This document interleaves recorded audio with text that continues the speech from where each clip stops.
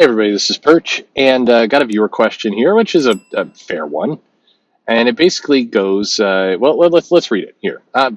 Before I get into it, again, I want to thank everybody for the support, not just for the channel. 25K, crazy, doesn't make any sense to me.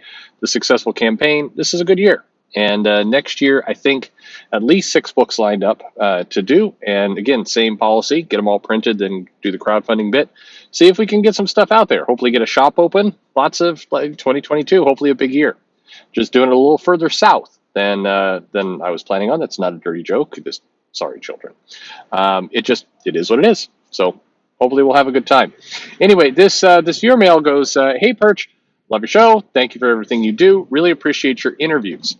My question for you, though, is how do you remain detached? A lot of people come in and make crazy, over-the-top insults at you. You never seem to be very fazed by it. How is it that you're able to ignore it?"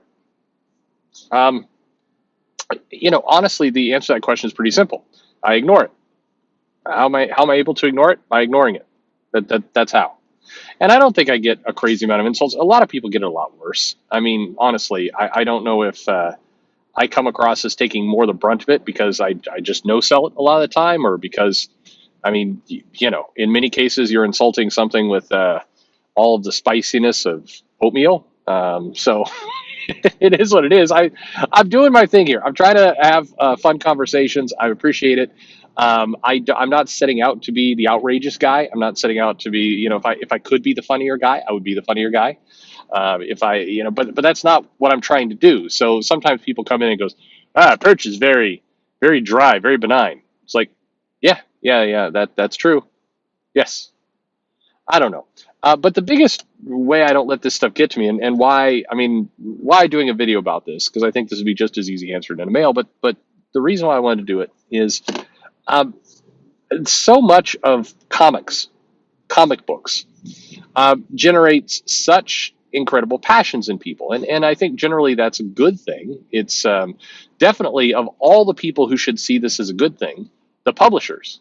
Because if you have people this connected, this wound up about what you do, then in the coldest, most capitalist way possible, I would say that points to an audience you can exploit, an audience you can make money off of. People who are dispassionate about your product are harder to get money out of, unless you have a product people can't live without. So, for example, not a lot of people get very passionate about shampoo, but we've all been convinced through the manipulations of big shampoo that you need shampoo, or bad stuff happens to your scalp and your hair. So everybody goes and buys shampoo, but nobody gets very excited about it. That's kind of why those commercials, or they don't do it anymore. But there was a brand of shampoo, Herbal Essences had shampoo, and their commercials like crack me up because it'd show some woman going into the shower, and she'd take that shampoo and she'd start like shampooing her head, and then she'd have an orgasm.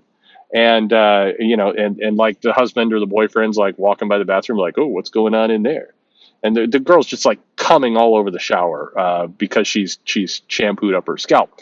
And I like the inherent promise of that commercial, which was, if you buy our shampoo, you're going to come. That's okay. That's ballsy. I'm surprised actually more companies don't use that. Maybe that could be what Arby's does next time. Buy our roast beef sandwich, you're going to get a boner. That's what we'll do for you. We got the meats, and you will too. See, it writes itself.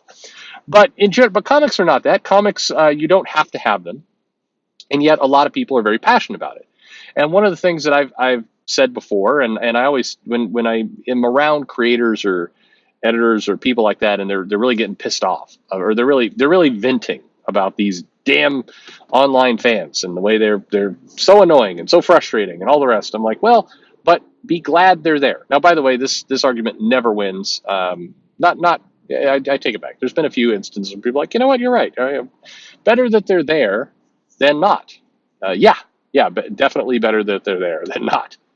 But I think that's the, I don't know, the glass half full way to look at it. If somebody's really like those stupid people from CG, I'm like, yeah, but a lot of those people are still buying your comics. Now that may be hypocritical on them because they're talking about how crappy it is, but then they're still buying it. People show their stacks of big two purchases, even though they're saying they hate Marvel. Like, maybe they should stop buying it because it's clearly making them mad. But for you, the publisher, you should be like, still got them. So don't bitch too much because these people are still throwing out the cash to you. Uh, so comics has this kind of passionate fan base that for better or for worse, it's money if you know how to harness it. Even if you don't know how to harness it, it's money. I mean, arguably, I've complained more than anyone about some of Marvel's dumb kind of publishing mistakes, DC's publishing mistakes, things they've done that are bad. People keep showing up to give them money, so I mean, I think they could be making a lot more, but you can't pull out a violin and feel too bad for them because even having an incompetent publishing strategy at times, they're still able to pull in the cash. It's crazy. But by the same token, it is entertainment. It's not orgasm shampoo. It's still entertainment. And so when I do videos or I put up channel stuff, I'm not emotionally that attached to this channel. I'm putting up videos, it's fine. But I mean, if the clue that I was not, editing anything or that occasionally I F up and put up the same video twice or I'm not responsible. Every now and then when a video goes up and it's just got no audio, that's YouTube screwing me. I always like, oh man, what I mess up, and I go back and I look at the source video and I double click on it. It's like, no, the audio's there. What's going on? Nope, it just uploaded. Stupid. Don't know what went on. But your fault, YouTube. Bunch of jerks. Um, you know, but I view this as entertainment and a hobby. Because of that, I don't get too wound up in what people are saying. So if people are really taking the piss out of me, I mean, okay, it's very easy for me to click away. I guess is a point, and I don't. It doesn't haunt me. The things that haunt me are the when somebody brings up an actual thought provoking question or something like, ah, crap, maybe what I've believed for the last 5 years is just completely wrong. If you really want to get at me deep under my skin, that's how you do it. You bring up something that is going to cause the machine to break down internally and go, oh, wait a minute, this assumption I made was completely wrong. That's the way you do it. You don't do it by calling me a fence sitter. I find it ridiculous. I've talked about it on this channel before. It's dumb, but I have this kind of humorous detachment, I guess, from the whole thing that just I don't know, just can't get too wound up about it because at any given day, I'm going to piss off somebody, and I never completely see it coming, but now I do see it coming because I just expect it to come from random directions all the time. Again, I put up a video saying that Marvel canceled the Luke Cage comic. People from Marvel got pissed and salty about that, called me a hater. They're the ones who canceled the comic, but apparently saying that out loud caused a problem. I don't know. Are you mad at Chris Arant over there at Newsarama? I think he also did an article saying it was canceled, but maybe we're not mad at him. You're mad at Rich Johnson? Well, okay, it's fair. People should be mad at Rich Johnson. That one makes sense. But generally, I mean, I'll admit I didn't wake up in the morning expecting angry, Marvel hate because I correctly published the news that they canceled a book that they canceled. But there you are. By the same token, you wake up in the morning and it's like, how dare you? What are the various? Who cares? Is my point. I don't get too attached to it because I don't get too attached to it. It doesn't. I don't know. It doesn't really faze me. And if you're going to be on social media, if you're going to do all these things, you got to learn to detach yourself. Whether you're a creator, whether you're a customer, whatever you have to be, you do have to put some distance between you and these comments, because if you don't, you are going to drive yourself crazy. It's going to eat on you. And understand that a lot of the people who are typing stuff into Twitter they're not thinking it through. Their goal is to just kind of provoke in many cases.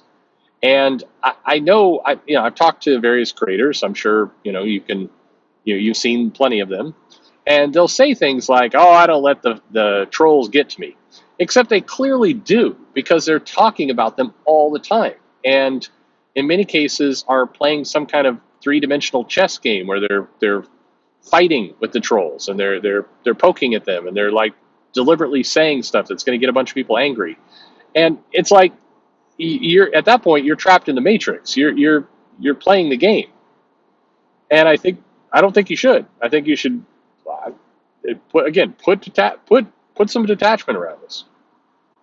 I'm always fascinated by the creators who get like so intense about what critics are saying and all the rest. I mean, there are people who every couple days will post something up, kind of going, "Oh, I see a lot of people are hating on me on social media again." It's like, look, pal, you've got a job, writing for the biggest comic publisher in the country, and look at all these people claiming that you don't deserve it. I mean, I've read your work. You don't deserve it, but you got it anyway.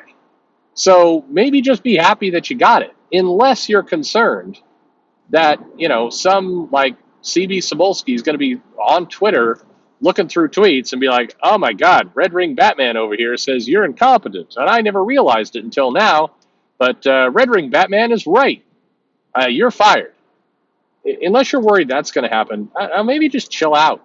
You know, I don't know what are you even doing? Just don't let it get to you. Comics are meant to be escapist enjoyment fun. That doesn't mean you're not supposed to take them seriously. When you're shelling out $5 a pop for them, then yeah, you should take them seriously. But don't let the stuff outside of comics manage the whole show.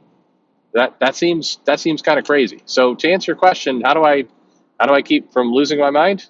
Um, I easy. I just kind of ignore it mostly. I laugh about it. Sometimes I poke at it. Sometimes I make dry comments about it. But I will tell you, when I'm not talking like I am now into the little headset while I'm driving down the road, I'm about to turn this off, plug in the phone to the car, and I don't know, listen to some terrible music. That's what I'm going to do. And then I'm going to go home and fuck if I know what I'm going to do. But it's not going to be worrying about these comments. And you can do that too. There's a tweet from it's a sarcastic tweet, and it's unfortunately, when you're younger, when you're in your teens, and you are very much social media is part of your social life, and it's a big deal. It's harder to do this, but if you feel like you're getting harassed online, step one: turn off the computer. Literally, step one. Step two: go to your phone, turn off Twitter, and don't turn it on again for a few hours. Put some distance between it. That's going to be the smartest thing you can do. Getting wound up in the middle of it, you are going to make yourself crazy. Remember, these people out there that are harassing you, that are saying all this nasty shit about you. Remember that their entire volume, everything about them, is entirely controllable by you. They're not outside your house with a megaphone. They are literally random people in the void that may or may not even exist. And if they get in your house, you brought them there. Seriously. Doesn't mean what they say isn't bad, but you have the control to turn it off. So turn it off. What was that old tweet? It's like, online bullying, LOL, turn off the computer. I mean, yeah, a little bit. Again, if you're a 14-year-old boy or girl and somebody's bullying you and harassing you online, it's a little bit of a different story. You don't have the tools to equip to deal with that. Hopefully your parents are there to help you out. It's harder when your social status is tied into that. But if you're in your mid-30s, yeah, I'm sorry. The expectation is you've figured it out. Thanks for listening.